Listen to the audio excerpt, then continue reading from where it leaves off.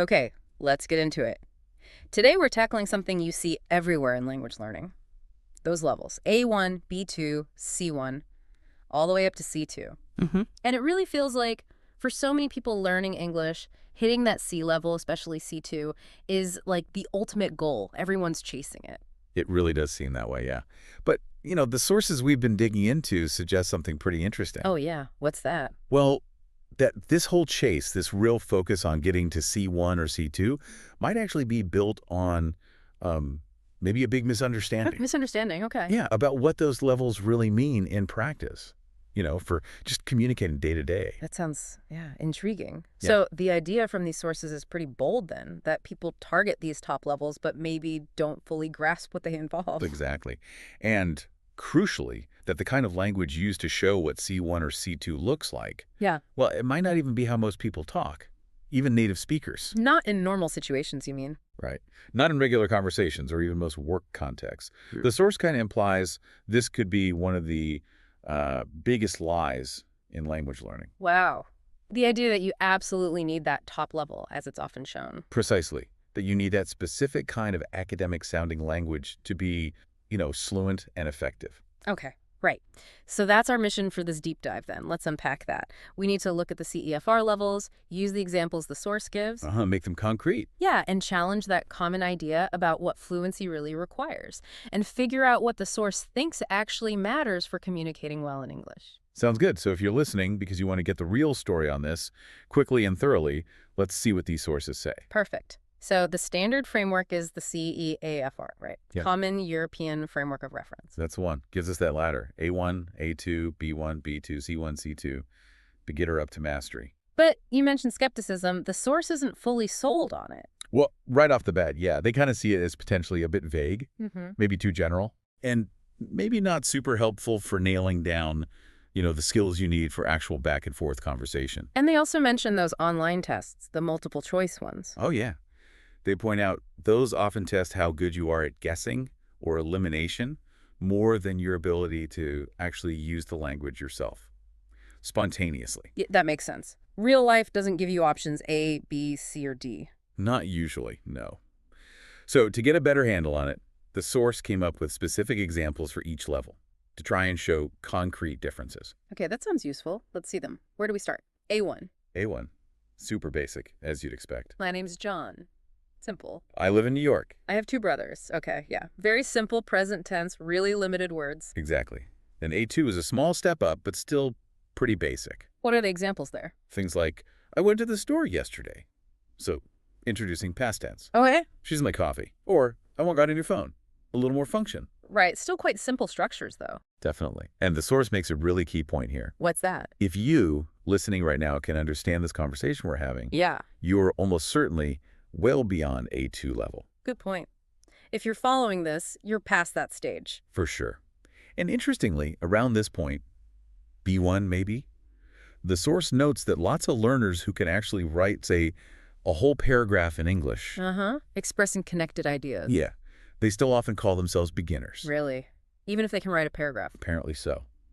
But based on the source's examples, writing like that likely puts you at least at B1. Okay, so B1 is where it starts feeling more like real language. That's exactly how the source puts it. They say B1 is where you start seeing real, natural, everyday sentences that native speakers say all the time. All right, so what does B1 sound like in their examples? They give. Last summer, I traveled to Mexico. Okay, more detail. Yeah. Social media has both good and bad effects. More complex ideas, expressing opinions. You can definitely hear the jump from A2 there. So B2, that's often talked about as like the fluent enough level, isn't it? The independent user. Yeah, B2 is a big one. The examples the source uses are, although it was raining, we went hiking. Right. Using although and And and. If I had more time, I would learn to play guitar. Conditionals. Those sound, yeah, like normal conversational sentences you'd actually hear. And this is where the source makes that really striking claim we talked about. Okay. They look at those B2 examples and say, pretty bluntly, if you can speak like this, you are fluent. Wow. Yeah. Just like that. B2 equals fluent. In their view, for practical purposes, yes. Being comfortable with sentences like that means you've kind of made it. You can function effectively. That's That's a big statement, Yeah. especially with C1 and C2 still looming above it. So what do those examples look like? Well, this is where the source's critique really kicks in. Okay. Let's hear the C1, C2 examples. So for C1, C2, they give sentences like, despite the challenges, the team completed the project on schedule. Okay. Sounds a bit formal. And having thoroughly analyzed the report, I must concur with the conclusions drawn. Whoa. Okay, yeah. Concur with the conclusions drawn. That sounds different. It really does, doesn't it? And the source immediately asks the listener, asks you, seriously, do you talk like that? In everyday chat? Probably not. Do you even hear people like highly educated native speakers talking like that casually? In a meeting, maybe? But even then. It sounds very written, very formal, maybe a bit robotic. Is that fair? That's exactly the analysis. Formal, academic, stiff.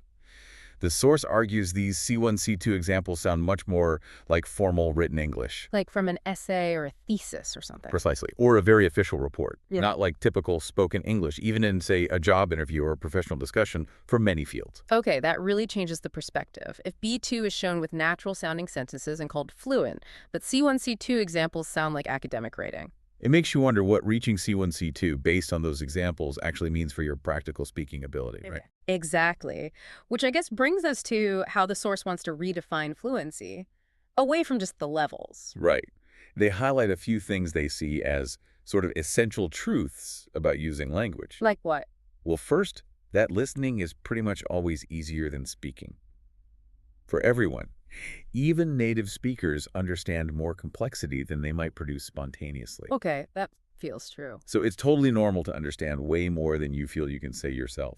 That gap is expected. And the big one. The big one is that you absolutely do not need that kind of C1, C2 formal, almost legalese language from the examples to, as they put it, survive, thrive, and connect with people in English in the real world for work, life, fun, whatever. So back to the core argument. If you're at B2, comfortable with those natural but complex sentences, understanding movies, expressing yourself, then according to this source, you have achieved practical fluency. You're there. and they offer a different way to think about fluency itself. Yes, they really want to detach it from perfection or sounding like, a grammar textbook. So fluency is not about zero mistakes. Definitely not.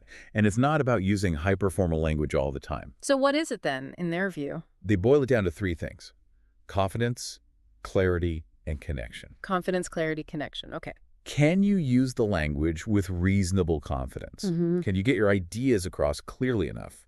And can you use it to actually connect with other human beings? That feels much more achievable and maybe more meaningful. That seems to be the point. Yeah. And based on that, their advice is pretty straightforward. Which is? Stop obsessing purely over your level, number, or letter. Stop letting a test score define your sense of success. Right. Focus instead on How well you can actually connect, how effectively you can express your ideas, your personality, and critically, stay committed to improving because you want to communicate better, not just to hit some abstract level defined by academic writing. Okay. So wrapping this up, the big takeaway from this deep dive, looking at this source, it seems to be that, sure, the CEFR levels give us a structure, but real-world practical spoken fluency often happens around B2. And that fluency itself isn't really about hitting C1 or C2, as shown in those super formal examples. It's more about that confidence, clarity, connection idea. It suggests chasing C1, C2 based on those examples might even be chasing the wrong kind of English for most interactions. It certainly reframes the goalposts, doesn't it? Shifts the focus from an academic benchmark to your actual ability to use the language effectively in your life. Yeah, it really does. Which leaves a question for you, the listener, to think about. As you continue learning English, having heard these examples and this perspective, what does fluency actually mean to you? Beyond just a level, what does it look like in your own life for your own goals? That's a great question to ponder. Keep asking it. Stay curious about how English is really used and, stay confident. Focus on connecting clearly. That seems to be the message.